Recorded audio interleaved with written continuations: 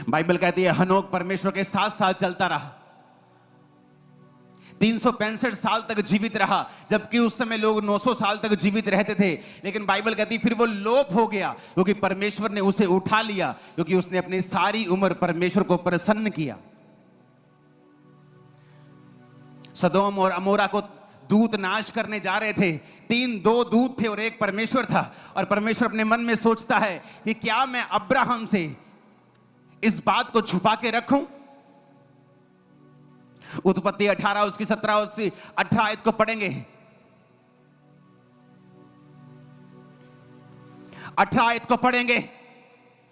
Abraham तो निश्चय एक बड़ी और सामर्थी जाति उपजाएगा और पृथ्वी की सारी जातियां उसके द्वारा आशीष पाएंगी, क्योंकि मैं जानता हूं कि वह अपने पुत्रों और परिवार को जो पीछे रह जाएंगे आज्ञा देगा कि वो यहोवा के मार्ग में अटल बने रहें, धर्म और न्याय करते रहें, ताकि जो कुछ यहोवा ने अब्राहम के विषय कहा है उसे वो पूरा करे। आज अब्राहम की तरह आशीष चाहिए, लेकिन मुंह से क्या निकलता है? मैं अपने मुंडे नूं ना फोर्स नहीं करता, यदि मर्जी आ, ये मन्ने चाहे ना मन्ने। और अब्राहम ने डंडा उठाया हुआ था कि पुत जेदा चाहिए मेरी प्रॉपर्टी, जेदा चाहिए मेरी आशीष, ते रब नूं मन्ना पऊ, घुटने लाने पऊ ते प्रार्थना करनी पऊ, ना भज जाए इथों।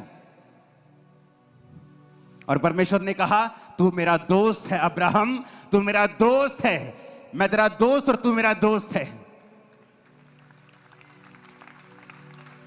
बाइबल कहती हनोक ने परमेश्वर को प्रसन्न कर दिया था और जीवित उठा लिया गया। क्या है तुम्हारा टारगेट? वीजा, बरकत, बड़ी सेवकाई, बरकत, ब्लेसिंग, हीलिंग? नहीं, तुम्हारा पहला टारगेट परमेश्वर को प्रसन्न करना होना चाहिए। उसके रास्ते में जितनी रुकावटें हैं फाड़ दो, तोड़ दो, मसल दो रुकावटों को आज यीशु मसीह के नाम में। निराशाएं त्याग दो, उनसे कुछ भी हासिल नहीं होगा। बड़ी बरकतें तुम्हारी लाइफ में एंटर कर जाएंगी उसी दिन। मैंने कहा निराशाएं, गुस्सा त्याग दो, परमेश्वर के पीछे चलो, उसको प्रसन्न करने का प्रयत्न करो। चाइना में रात को इकट्ठे होना पड़ता है, 4:30 शाम को, सुबह को इकट्ठे होने पड़ता। फार्म में, दूर फार्म में, खेत में, जहां गाय बैल बकरियां हैं वहां इकट्ठे होना पड़ता है ताकि सरकार से दूर रहें। तब भी वहां चर्चिस हैं, हजारों लाखों चर्चिस हैं।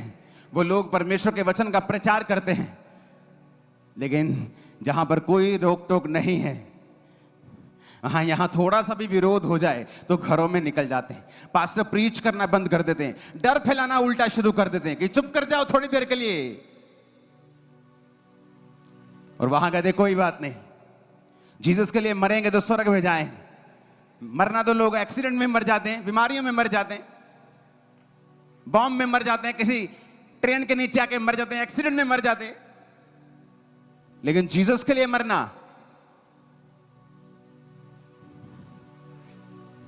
लेकिन यहां के विश्वासी को डिप्रेशन है, क्योंकि उसकी तनख्वाह बढ़ नहीं रही। डिप्रेशन, कपड़े अच्छे नहीं है मेरे पास,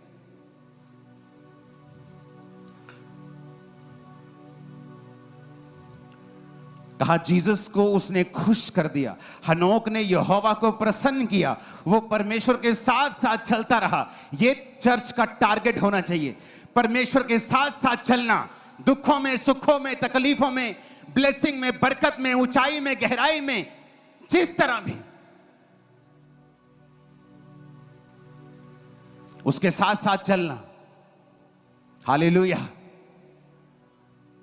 फिर आप परवाह नहीं करेंगे कि आपका बेटा भी बदला कि नहीं बदला, फिर आप परवाह नहीं करेंगे कि आपको बरकत मिली कि नहीं मिली। आप ये जानते होंगे कि यहोवा आपका दोस्त है, जीसस आपके दोस्त हैं, और टाइम पर वो हर एक चीज को मुहैया करेगा और दुश्मनों के मुंह को बंद भी करेगा। आमीन। ऊंचे वाला चाहिए चर्च। लेकिन मेरा पहला टारगेट सुसमाचार को प्रचार करना होगा, क्योंकि जीसस ने ही कहा है कि जाओ और सुसमाचार को क्या कर? प्रचार कर। लेकिन मैंने प्रचार नहीं किया। क्यों? उस दिन मैं बड़ी चिंता में था। नहीं, मैं ये सोच रहा था कि ये मानेगा कि नहीं मानेगा। नहीं, मैं रिश्तेदार को मैंने ये सोचा कि पता नहीं मेरे बारे में क्या सोचेगा।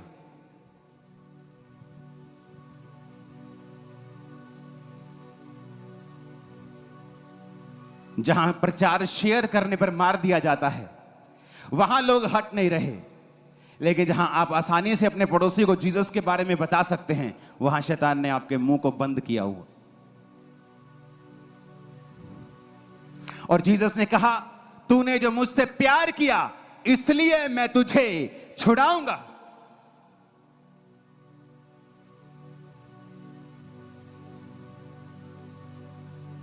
क्योंकि तूने मुझसे स्नेह किया इसलिए मैं तुझको छुड़ाऊंगा।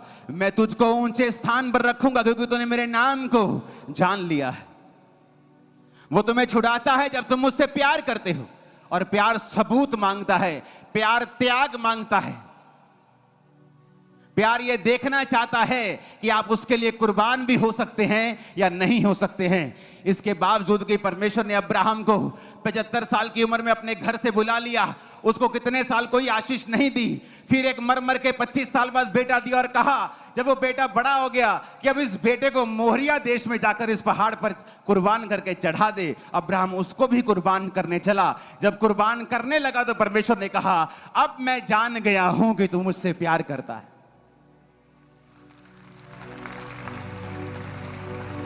लेकिन यहां हमें डिप्रेशन है।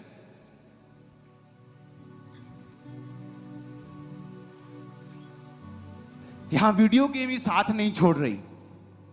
जैसे जीसस के बारे में बात करना शुरू करते, video game, WhatsApp, Instagram, Facebook, शैतान आपको मूर्ख बनाकर आपकी लाइफ का कीमती समय चुरा रहा है और नाश कर रहा है। आपका मोस्ट फ्रूटफुल टाइम आपकी गेम्स, आपके इंटरनेट, फेसबुक, इंस्टाग्राम, व्हाट्सएप खा रहा है वो उसको। और आपको मालूम नहीं कि शैतान आपकी लाइफ में क्या कर रहा है और परमेश्वर कैसी लाइफ आपके सामने रख के खड़ा है, आपको मालूम नहीं। उसने कहा, उन्होंने परमेश्वर को प्रसन्न कर दिया, खुश किया परमेश्वर को। और बाइबल कहती परमेश्वर ने उसे लोप कर दिया, क्योंकि उसकी गवाही सुनी गई थी कि उसने परमेश्वर को प्रसन्न किया है। कितने विश्वासी हैं आज जो जीसस के बारे में प्रचार करते हैं, क्योंकि उन्हें मालूम ही नहीं, उनको जीसस से असली प्यार नहीं है। वो सिर्फ चर्च में हीलिंग को चाहते हैं। वो चर्च चाह रहे कि प्रभु उन्हें बरकत देगा और उन्हें छुड़ाएगा। लेकिन खुदा के साथ प्रेम करने वाले लोग बहुत थोड़े हैं, जो इस बात को भूल कर कि वो जानते हैं कि आशीष उन्हीं के लिए है। अगर प्रभु ने उनको पास बुलाया तो आशीष मिल जाएगी। लेकिन वो जीसस के बारे में, जीवन के बारे में, जो व्यक्ति मृत्यु में है, जो लोग मौत में हैं, जो लोग दुखी हैं, उनको जीसस के बारे में बताना नहीं चाहते, क्योंकि उनके अपने घर में बड़ी प्रॉब्लम्स हैं। उनका काम 9 से 5 है, टाइम नहीं मिलता, आगे रोटी बनानी है, बच्चे पालने हैं। बच्चे चाहे बड़े होकर वो भी शैतान बन जाए, वो अलग बात है। और फिर प्रभु को बोला, प्रभु मेरे बच्चे शैतान क्यों हैं? प्रभु बोला, जब बच्चे छोटे थे तुझे मेरा काम करना था, तूने किया नहीं। अब तेरे बच्चों के ऊपर आशीष नहीं है और तू मेरे पास आई है। अब वही कोर्स फिर से करना पड़ेगा, पर ज्यादा वैल्यू के साथ, ज्यादा पैसों के साथ, ज्यादा कीमत अदा देकर करना पड़ेगा, जो परमेश्वर तुम्हें फ्री में दे रहा था एक समय में। आज वही समय है, सुन लो और मान लो, और बड़ा उद्धार तुम्हारे घरों में एंटर करे right now in Jesus name. में जितना ऊंचा और लंबा है ब्लेसिंग, उतनी ऊंची और लंबी है चर्च।